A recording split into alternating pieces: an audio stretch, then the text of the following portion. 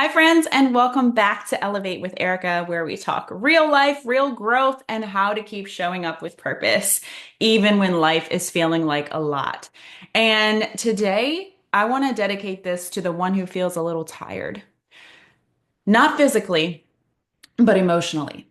For the one who's been carrying a lot for a long time, even in a season where things on the outside might look like they're finally turning around, and maybe you're finally smiling more these days. But there's just something else that you're carrying that no one else sees. And I just want you to know that I see you because I'm right there too.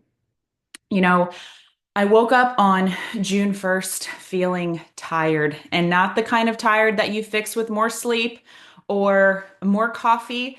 It was emotionally, soul level tired. And it was the first time that I really admitted it to myself.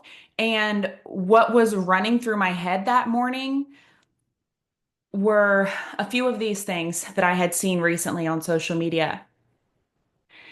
Satan doesn't need to destroy you.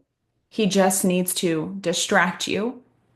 And I thought about that one specifically because there's many things that have happened over the course of almost the last 2 years of my life where I could have been distracted by the adversity, right? Like those things didn't destroy me, but I could have let being distracted by them destroy me, which then puts me in control, right? Not the outside circumstances, the punches life has thrown at me, but it's that I got derailed by them. I got distracted by them. I went down the rabbit hole with them and didn't see ways in which I could grow out of them. Didn't see ways in which it was part of a grander plan and that I had to trust in God in those moments and trust His timing. Another one, joy comes in the sunrise. Don't let yesterday make you miss it. And I love that one, specifically coming to me on June 1st, or even at the start of a week, or just whenever you hear this message. Like every day, there is a sunrise that symbolizes a new chance for you to seek joy and not let what's happened the past 2 years or yesterday ruin the sunrise of today and the opportunities in front of you today. And the last one, so why would I fear the future? For your goodness and love pursue me all of the days of my life. And that again speaks to that first one where I said, I've really learned, and since growing my faith since the fall of 2023, that I had too tight of a grip, and and that I had to realize that his timing is so much cooler than mine.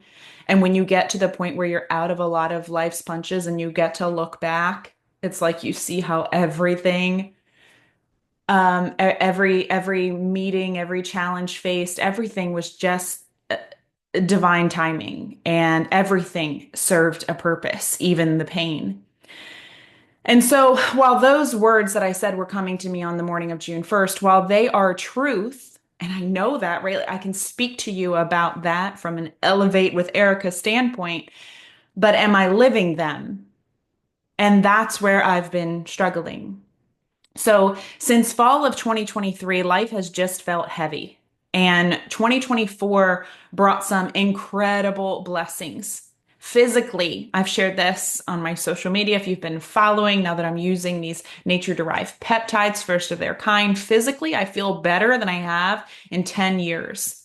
And I'm doing financially better. My financial outlook is looking better than it ever has in my life. But the emotional weight of the prior 2 years didn't just lift with those wins, right? You think it will. You think when I make this money, this is going to happen. And or, when my life is going in this direction, things are going to be better, right? And it doesn't make the pain of your past go away. It's still there. And I think sometimes we expect that when we get out of the hard season, that we'll just feel instantly lighter. But I've learned that healing is going to take me some time, and it doesn't have to be on anybody else's time schedule, right? It's on mine. It's going to take time. rebuilding takes time. And to be honest, my husband being away for these 10 weeks, I can't remember if I've shared here or just on my social media. He has been away at FBINA for 10 weeks. We actually bring him home tomorrow. And even though it's an amazing reason that he is away, and I'm so proud of him, it stretched me even further. And I've felt really lonely in it, even in moments of celebration and knowing this season is coming to an end. And that's hard for me to admit sometimes. You feel like sometimes it feels like everyone else's life around you is going so well, and things are even like looking up in your life, and you just can't figure out why. You just still feel so lonely, but it's because you're holding so much in. You're dragging a ball and chain behind you of your past hurts, pains, letdowns, challenges.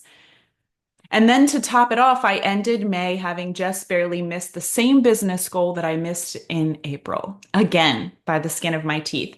But here's the part that might surprise you.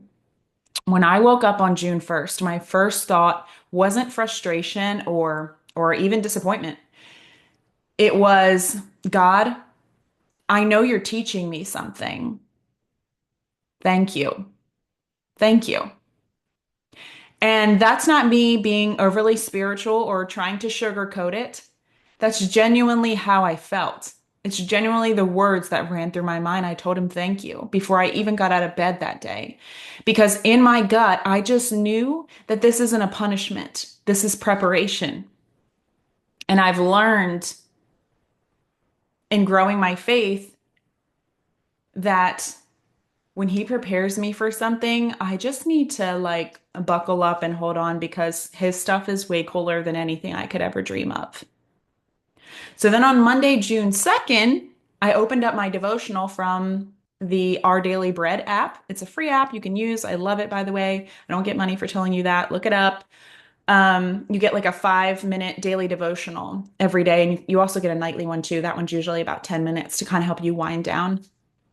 But the message that morning said, how have you experienced growth from falling short? And how can falling short encourage you to rely on Christ? Like the timing of that. And I just sat there thinking, wow, that's God. That was for me. And maybe, friend, it's for you too. Because sometimes the moment you miss what you thought was going to be your breakthrough, like I thought was going to be it for me with that business goal in May, sometimes that's actually the moment that God begins building your foundation even deeper because he's got something way better planned and he's building your strength to carry it. So, what I've realized this week is that I'm not behind, I'm being built. And yes, I'm physically strong. And yes, I'm seeing success, but my soul has been whispering, slow down, make space, seek peace. And that is my goal this summer, peace, not hustle. Not more to prove, just peace and stillness and a quiet mind and a heart that isn't always running. And maybe that's what God is showing me through missing that goal again. Maybe he's saying, you're not ready for what I have next. Not yet, but you will be. I'm preparing you. So if you're listening today and you're in a season that feels like too much or like you're falling short, please hear me. You don't have to fear falling short. God uses those moments to draw you closer, not further away. And maybe he's not delaying you, maybe he's developing you. Because joy comes in the sunrise.